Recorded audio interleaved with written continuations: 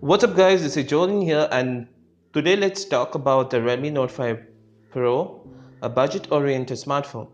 I've been using this smartphone for a month now and today I'm gonna share my honest opinion with y'all. With a combination of mid-range specs and a great camera, can it compete with the other hot smartphones in this price bracket? Let's find out.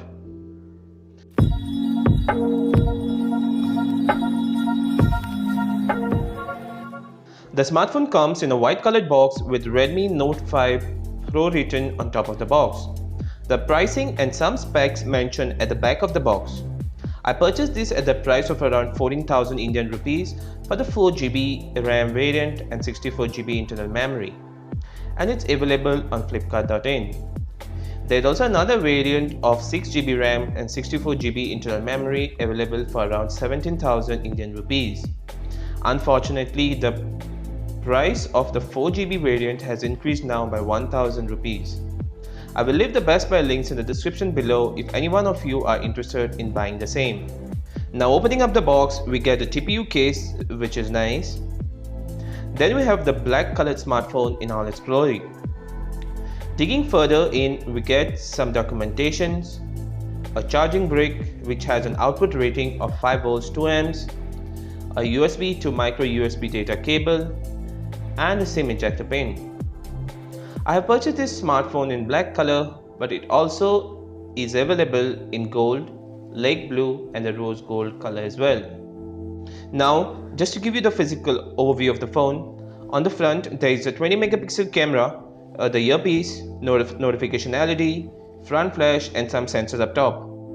Then we have the 5.99 inch Full HD Plus 18:9 ratio IPS LCD display with 1080 by 2160 pixel resolution and 407 ppi pixel density with screen navigation buttons.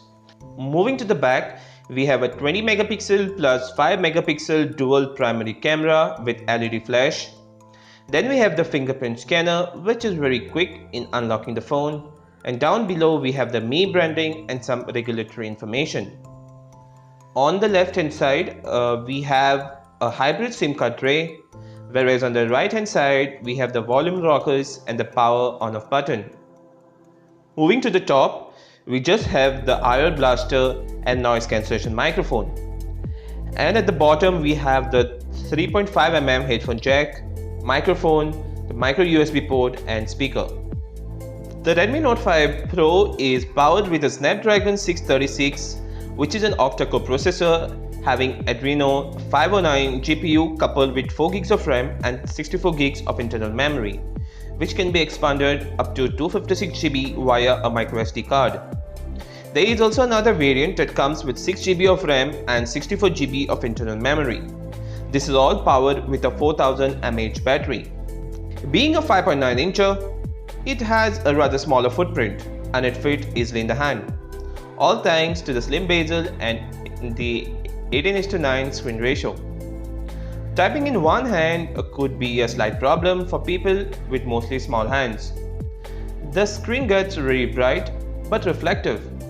For the price, it is good in terms of color reproduction and the level of contrast, and is easily readable in direct sunlight. Coming to the software part, it has an iPhone-like user interface which they call as MIUI, which comes without the app drawer, so all the apps will sit on the desktop itself. The user interface looks very snappy and I didn't face any problems in day-to-day usage. Going to about the phone, we can see that it is running the MIUI version 9.2.6 and Android Nougat 7.1 out of the box. The internal storage of the one I have is 64GB and around 54GB of space was free when I first booted up. The fingerprint scanner, as we know, is placed on the back side of the phone. There were no issues while unlocking the phone. The fingerprint scanner is really quick and unlocks the phone very quickly. There is also a face unlock feature which we get with this phone, and it is very quick as well in unlocking the device. So no complaints regarding that as well. Gaming was a great experience on this device. As you can see, while playing some low graphic games, I didn't face any issues whatsoever. I tried playing some low graphic games like Subway Surfers, Temple Run 2, Clash of Clans, etc. and they played very smoothly. I didn't see any frame drops anywhere in the game, and they played without lags.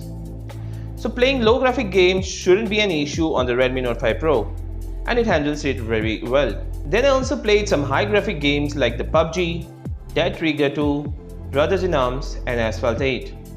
It played very smoothly on medium as well as highest graphic settings. I didn't see any frame drops while playing these games. It played very smoothly without any stutter or lag. The phone did hit up a bit while playing heavy games, but it wasn't that bad either. Slight heating while doing heavier tasks shouldn't be much of a problem. The battery life was excellent, and I could get a typical 1.5 day to 2 days of use with medium to slightly heavy usage. I have done a dedicated gaming review for this phone, so kindly check that video for the detailed gaming review. I will leave the link of the video in the description below. Coming to the camera, we know that it has a 12 megapixel and 5 megapixel dual ray cameras, which perform very well for the price. It has got one of the best cameras I have seen in the smartphone in this price bracket. You can see the camera interface after swiping from the right. There are various modes available, example short video, portrait, square, panorama and manual modes, where you can control the ISO and white balance. On the top we have an option to enable or disable flash, HDR, filters and settings, in which we have options like straighten, tilt shift, timer, dual camera watermark, beauty, scenes, etc. In the video mode, you get options like setting, time lapse and slow motion. You can shoot up to 1080p, and unfortunately there is no 4K video recording available yet. Moving to the front camera, which is 20 megapixels, you can shoot videos up to 1080p as well. So that's about the camera interface.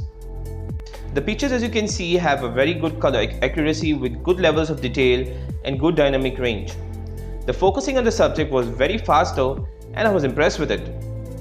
We can also get the bokeh effect with the camera since it's having a dual camera setup, and also a dedicated portrait mode option in the camera interface.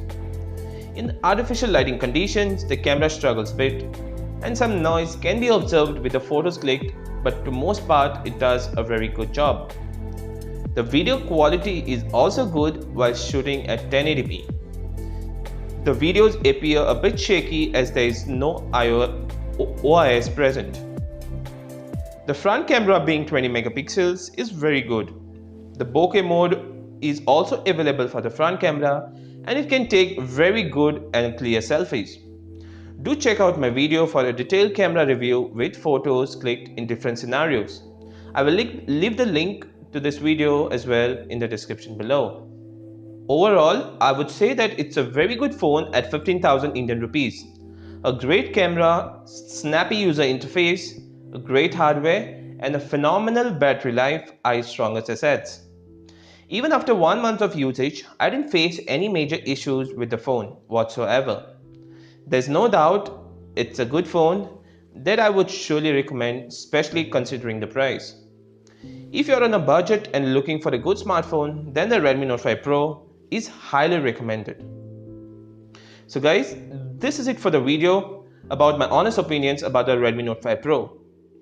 Thanks a lot for watching, and I really hope you liked it. Do subscribe to me if you haven't, and hit the bell icon to get notified whenever a new video goes live. So until next time, you guys take care. Ciao.